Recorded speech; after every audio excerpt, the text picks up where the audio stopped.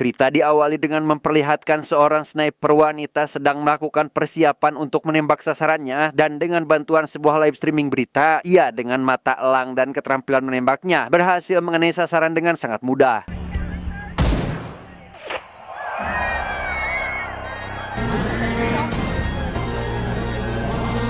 Berlatar di Virginia, kita akan diperlihatkan dengan seorang agen CIA bernama John. Saat itu, dia mendapatkan panggilan dari atasannya untuk segera mencari orang yang bertanggung jawab atas pembunuhan misterius terhadap seorang politikus dari Costa Verde bernama Bruno Diaz, sekaligus mencari tahu apa motif si pembunuh yang sebenarnya.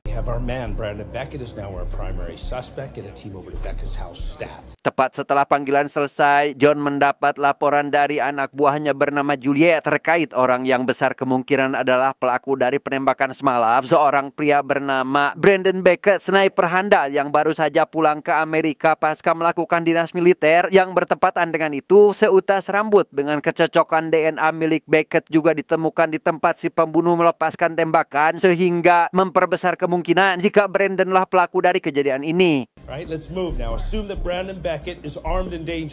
Dan inilah Brandon Beckett. Saat ini dia sedang bermain game tembak-tembakan secara online, yang di tengah asik-asiknya bermain, tiba-tiba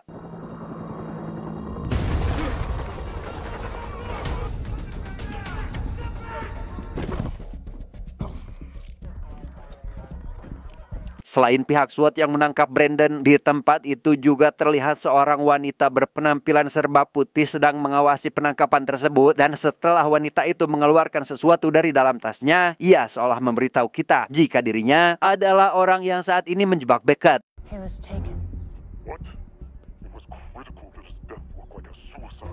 Setelah memastikan Beckett diamankan, si wanita itu pun segera pergi dari sana, sedangkan Beckett sendiri langsung dibawa ke salah satu safe house milik CIA untuk diinterogasi. We know you killed Bruno Diaz. What the hell are you talking about? Don't bullshit me. Ketika John sedang menginterogasi Beckett yang tak kunjung mengaku, datanglah seorang petugas dari Departemen Keamanan Dalam Negeri bernama Zero meminta John pergi sebentar karena dia ingin berbicara empat mata dengan tersangka. You got a minute. Setelah John pergi, Zero yang tahu jika Beckett tidak bersalah pun memintanya untuk tetap bersabar sementara waktu karena dia sendiri akan mencari fakta tentang sosok pembunuh yang sebenarnya. Time's up. Get him up and out of here. Let's go. Selesai berbicara dengan Beckett, Zero menghampiri Juliet untuk menanyakan tentang alasan kenapa dia menyimpulkan jika Beckettlah tersangka dari kasus ini. Juliet tentu memperlihatkan simulasi dan jarak tembak yang pembunuh lakukan, dan dengan titik serumit itu hanya Beckettlah satu-satunya orang berkemampuan tinggi yang bisa melakukannya. You're right. Dalam rekaman itu, Zero melihat seseorang yang tidak ia kenali. Juliet menjelaskan jika orang itu bernama Donald, CEO dari Novasil Farmasi, di mana Zero yang bingung terkait alasan CEO perusahaan ada di tengah-tengah para politisi pun juga membuat Juliet bingung dan tak bisa menjawab apa yang Zero tanyakan kepadanya. Over a mile away. Now who's that guy? Donald South, CEO of Novasil Pharmaceutical. Beckett sendiri saat ini dibawa oleh anak buah John untuk diasingkan di sebuah penjara super ketat bagi pembunuh kelas kakap dan juga seorang mantan militer. Namun di tengah perjalanan, Beckett merasa ada yang aneh dan meminta orang yang mengawalnya untuk berhati-hati. Hal itu tidak sedikit pun digubris oleh para pengawal sampai akhirnya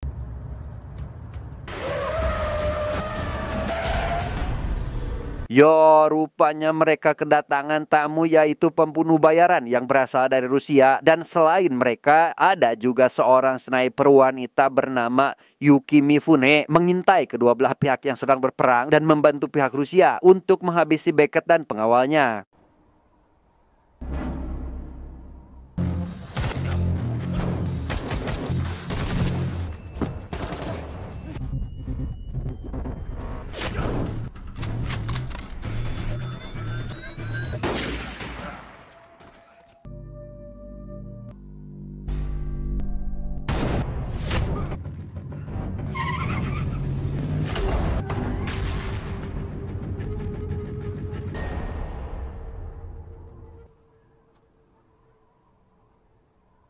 Di San Francisco, California, Zero menemui Donald tepat ketika dia akan makan malam bersama selingkuhannya untuk menanyakan terkait alasan kenapa dia ada di acara para politisi tepat ketika Bruno ditembak. Dan setelah mendengarkan penjelasan terkait ada kerjasama bisnis dan ikatan persahabatan yang dekat, akhirnya Zero mengerti dengan alasan kehadirannya. Follow the money. Someone didn't want to pay full price. Follow the money.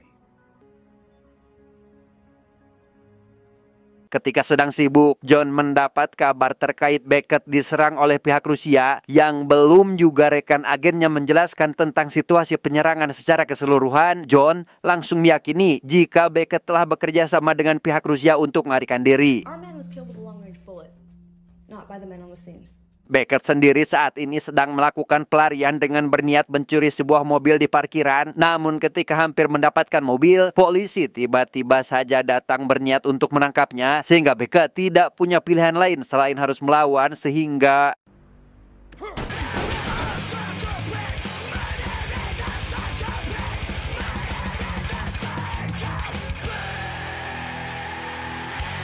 Zero menghubungi Juliet untuk meminta bantuannya mencari sesuatu terkait kejanggalan di perusahaan Opasil, di mana Juliet memaparkan jika 1 bulan lalu akuntannya yang bernama Josh telah melakukan sebuah pelanggaran yang membuat alarm perusahaan menyala, mengakses sesuatu di luar teritorialnya. Dan ketika polisi datang untuk melihat keadaan, kepala keamanan menolak mereka, bahkan tak dibiarkan meski hanya memasuki gedung.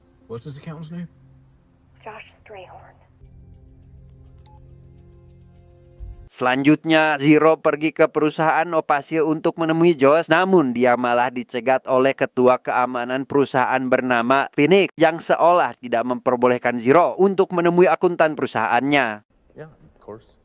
That is protocol when there's a security breach. Di sana Zero menanyakan terkait alasan kenapa si akuntan membuat alarm perusahaan berbunyi. Phoenix menjelaskan jika pada malam kejadian, Josh yang saat itu sedang mabuk harus kembali ke perusahaan karena dompetnya ketinggalan. Dan karena kondisinya masih 100% teler, ia malah masuk ke ruangan yang salah, tempat yang tak boleh dimasuki, memicu alarm membuat keadaan semakin kacau. Namun beruntung, Phoenix masih berada di kantor dan berhasil meluruskan kesalahpahaman itu termasuk kepada para polisi. Thank you for your time, Mr. Phoenix. Zero kembali menghubungi Juliet untuk menanyakan siapa Phoenix yang sebenarnya, dan setelah ditelusuri tidak ada data konkret terkait orang tersebut. Namun meski begitu, Juliet menemukan beberapa data dari 5 tahun yang lalu terkait sebuah transaksi yang dilakukan oleh orang itu. Dan ketika sedang asik menelpon, dia malah ketahuan oleh John, membuatnya sangat marah dan meminta agar Juliet menyambungkan telepon dari Zero ketika dia kembali menghubunginya. I'm not sure. So the next time he calls, you patch him through to me. Did you understand? Yes, sir. Good. Juliet langsung mengirim pesan kepada Zero yang belum tersampaikan. Ia memberitahu terkait satu pihak Rusia yang berhasil selamat ketika dia membajak Beckett, dan orang itu sedang dirawat di rumah sakit tak jauh dari lokasi Zero saat ini. Informasi berharga itu tentu Zero manfaatkan dengan langsung mendatangi orang yang dimaksud. Dia mengeluarkan rencananya ketika dihalau oleh pak polisi, dan untuk dokter yang berjaga, Zero sempat mengeluarkan senjatanya karena dia tahu jika dokter itu tidak akan pernah membiarkan dia mengganggu pasiennya. Zero meminta agar dokter segera membangunkan pasien, dan setelah pasien bangun, Zero langsung to the point dan memintanya jujur terkait siapa orang yang menyuruhnya melakukan pembunuhan.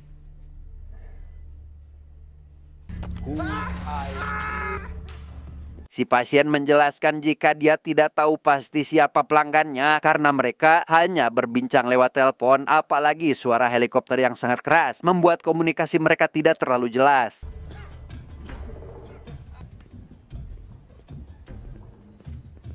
Beckett terlihat menyusuri pedalaman hutan untuk mencari keberadaan ayahnya, yang tak lama kemudian sang ayah tiba-tiba saja berada di belakangnya dan langsung membawa Beckett ke rumah untuk menanyakan apa yang sebenarnya terjadi. What did you do? Look, I've been set up. Sesampainya di rumah, bukannya menjelaskan tentang situasi saat ini, mereka malah saling bercerita terkait pengalamannya saat berada di medan perang. Luka yang ada di tubuh seolah sebagai peranda dan kebanggaan tersendiri bagi mereka. It was the Nam. Di satu momen si ayah teringat dengan sahabatnya yang meninggal di medan perang saat itu ketika mereka sedang berada di dataran tinggi antara perbatasan Vietnam dan Kamboja. Rekan si ayah yang sudah lelah dengan pertempuran tersebut menyuruh si ayah agar tetap berada di tempat, sementara si rekan berniat untuk menerjang ke markas musuh sambil mengingatkan akan 3 kata, yaitu Audi, Pide, dan Tace, yang artinya dengar, lihat, dan diamlah. Atau dengan kata lain, si ayah harus memperhatikan apa yang dia dengar dan lihat, kemudian menjaga informasi. Yang dengan kata lain, si ayah harus berpikir sebelum bertindak dan berbicara serta menjaga kerahasiaan dalam situasi apapun. He decided he would order me to stay back and then he would go in alone. Jesus. Jika sedang menggeledah rumah Beckett, John menemukan sebuah titik koordinat tempat di mana ayah Beckett berada, yang dengan kata lain, Beckett pasti juga berada di sana untuk berlindung. Zero sendiri yang berada di sana menemukan sebuah fakta menarik terkait sosok Phoenix yang rupanya adalah rekan seperjuangan Beckett di militer, dan setelah menanyakan kebenarannya pada Juliet, akhirnya terkuaklah jika Phoenix ini nama aslinya adalah Connell, seorang buronan atas kejahatan perang karena telah menyiksa warga sipil. Namun sayang, dia tewas 5 tahun lalu ketika sedang bertugas. It appears that this is Sergeant Clark McConnell, We're gonna find out. but he died in the line of duty 5 years ago. Di parkiran Novasil, Zero berhasil menciduk Josh yang saat itu hendak pulang. Ia menanyakan terkait keterlibatannya dengan Phoenix, apa yang kalian rencanakan, sekaligus alasan kenapa Bruno harus menjadi korban. Get up, you're fine. Josh bercerita jika dia dan keluarganya akan dihabisi jika tidak mengikuti rencana Phoenix, yaitu menggelapkan uang perusahaan senilai jutaan dolar, yang hal itu harus mereka lakukan sebelum saham Novasil turun akibat adanya rencana pemerintah yang akan menggabungkan perusahaan Novasil dengan perusahaan milik negara. I was setting up the offshore account. Hey, look at Phoenix. Phoenix made me do this. Ketika sedang bersantai, Beckett family kedatangan tamu tak diundang. Si ayah menyuruh anaknya untuk pergi lewat jalur tikus yang sudah disiapkan untuk mengantisipasi hal seperti ini, sedangkan dia sendiri akan menghadapi para tamu dan menghabisi mereka jika perlu. We got company. You better get out of here. It's locked and loaded. Tepat setelah memasuki halaman depan, si ayah langsung keluar untuk menyerahkan diri, di mana John sendiri mendapat panggilan mendesak dari Zero yang memberitahu jika bukan Beckett-lah pelakunya. Dan ketika John menyuruh anak buahnya untuk mundur, tiba-tiba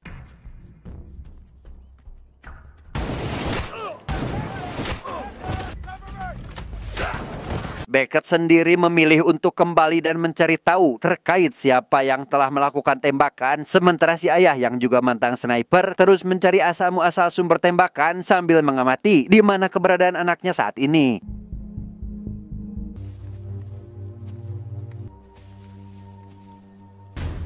God, sick man. Beckett menemukan sebuah saung rangon tempat ayahnya menyendiri dan langsung menaikinya agar terhindar dari pantauan si sniper, membuat si sniper misterius merasa terancam karena saat ini dia diapit oleh 2 orang profesional, dan jika posisinya berhasil ditemukan, maka kematiannya tidak dapat dihindarkan lagi.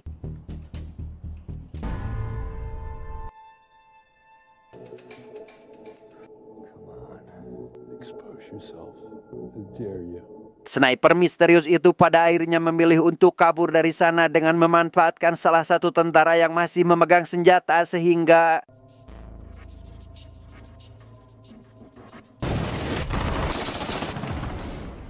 mendengar suara kukurusukan dari balik semak-semak, Beckett dan si ayah akhirnya berpisah untuk mengepung sniper itu, di mana lokasi sniper misterius yang rupanya adalah Yuki Mifune berhasil diketahui oleh si ayah tepat beberapa detik sebelum ia menembak sang anak.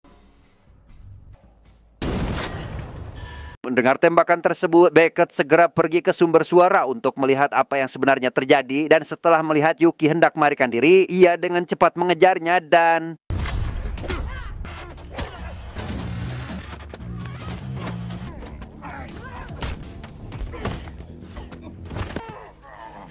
Easy.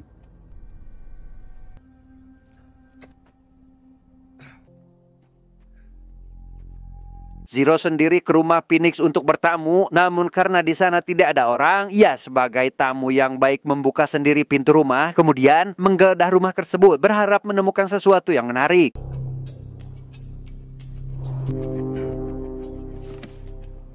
Zero mendapati sebuah kunci dari dalam laci. Ia yang berpikir jika itu adalah kunci berangkas pun lantas mencoba untuk membukanya. Namun sayang, kuncinya terlalu besar untuk membuka berangkas tersebut. Dan ketika akan menembak untuk membukanya, Zero tak sengaja melihat bekas Phoenix mengangkat dipan. Sehingga ia yakin jika di balik kasur terdapat sebuah kotak yang bisa ia buka dengan kunci di tangannya. Brandon Beckett. Water taxi. Merasa cukup dengan informasi itu, Zero langsung pergi ke sebuah dermaga untuk naik taksi yang sebelumnya Phoenix gunakan. Dan setelah menanyakan sebuah pulau yang ada landasan helikopternya, Zero pun langsung berangkat ke sana saat itu juga.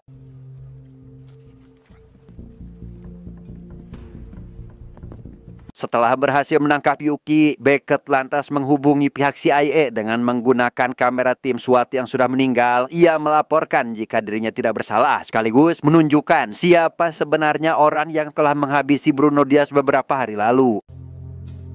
We'll be here waiting. Juliet segera mengidentifikasi orang yang saat ini Beckett tahan, dan setelah mendapatkan informasi terkait Yuki yang memiliki julukan Lady Death dari Jepang, akhirnya John pun percaya apa yang dikatakan Beckett dan kembali mencari tahu apa keterkaitan antara Lady Death dengan kematian Bruno. We need a connection between Lady Death and Bruno Diaz. Tak lama kemudian, tim SWAT susulan sudah sampai di rumah si ayah dan langsung membawa mereka bertiga memasuki safe house, di mana Beckett sendiri kembali ditahan untuk diinterogasi. Namun tak lama, dia langsung dibebaskan karena tidak ada bukti kuat yang menjadikannya seorang tersangka. You were just doing your job, Agent Franklin. Beckett yang penasaran dengan alasan kenapa Bruno harus mati mendapat jawaban dari Juliet terkait sebuah penggelapan uang yang akan dilakukan oleh Phoenix atau mantan rekan kerja Beckett ketika masih di militer, di mana ia akan menggelapkan uang ketika perusahaan Novasil digabungkan dengan perusahaan milik BUMN, memasukkannya ke rekening luar negeri agar aksinya samar dan tak terlacak. Look familiar? He's dead. Not anymore. Tepat ketika Yuki akan dibawa ke penjara, Beckett meminta John agar tidak melakukannya terlebih dahulu karena dengan bantuan Yuki, mereka bisa mengeluarkan Phoenix dari persembunyiannya. Karena satu hal yang ia tahu, Phoenix sangat ingin menghabisi Beckett akibat dendamnya ketika mereka masih berada di medan perang. Revenge is just why he's trying to hang this on me. Let's make him think she's still out there trying. This will work. Pada akhirnya Yuki kembali ke tempatnya semula untuk diajak bekerja sama. Yuki sendiri bersedia mengikuti drama yang dibuat oleh Beckett dengan satu syarat, dirinya harus kebal hukum meski telah melakukan pelanggaran yang sangat berat. I'm supposed to kill you. Setelah John menerima tawaran tersebut, Yuki langsung menghubungi Phoenix untuk meminta bayaran atas pekerjaannya, di mana ia meminta bertemu untuk melakukan pertukaran, yaitu Phoenix akan mendapatkan Beckett yang masih hidup, sedangkan Yuki akan menerima bayaran atas pekerjaan yang sudah ia lakukan. I'll give you Beckett when you give me the money. Tepat ketika sedang menelpon, Phoenix tak sengaja mendengar suara seseorang dari luar yang ternyata orang itu adalah Zero yang baru saja sampai ke sana dan tak menyadari jika dirinya sudah ketahuan. Dan ketika Zero baru menyadari jika saat ini dia sedang berada di rumah Donald, tiba-tiba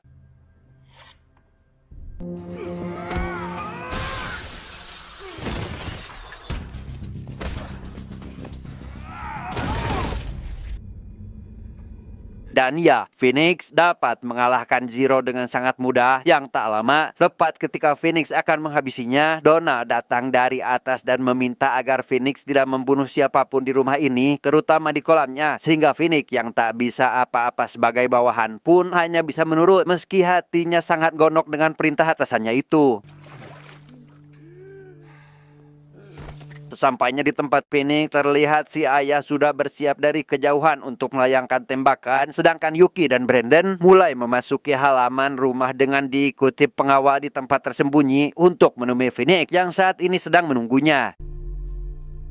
Hello, Brandon.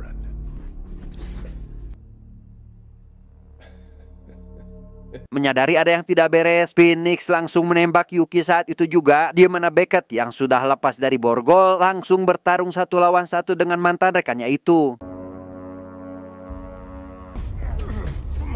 Seperti hanya Zero, Beckett juga dapat dikalahkan dengan mudah. Yang di tengah kesibukannya itu, Yuki memutuskan untuk melarikan diri. Sampai akhirnya, dia malah tak sengaja bertemu dengan Zero yang meminta bantuannya.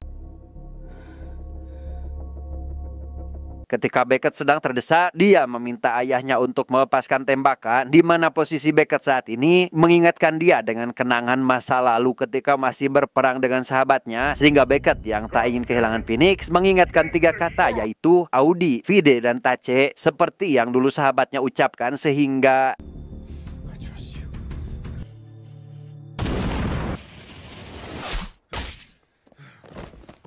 Donna sendiri mencoba untuk melarikan diri setelah tahu jika Phoenix sudah berhasil dihabisi, di mana Yuki dengan mudah membogom orang itu, sehingga ia tak bisa lari dari hukuman yang menantinya. It's over. Thank you. Actually, she did. Tepat ketika semuanya sudah selesai, terlihat Yuki diajak berbicara 4 mata oleh Zero, di mana Zero sendiri meminta Yuki bergabung dengan kesatuan yang baru saja akan dia buat. Lady Death. My name is Zero. Tamat, ending yang sangat membagongkan.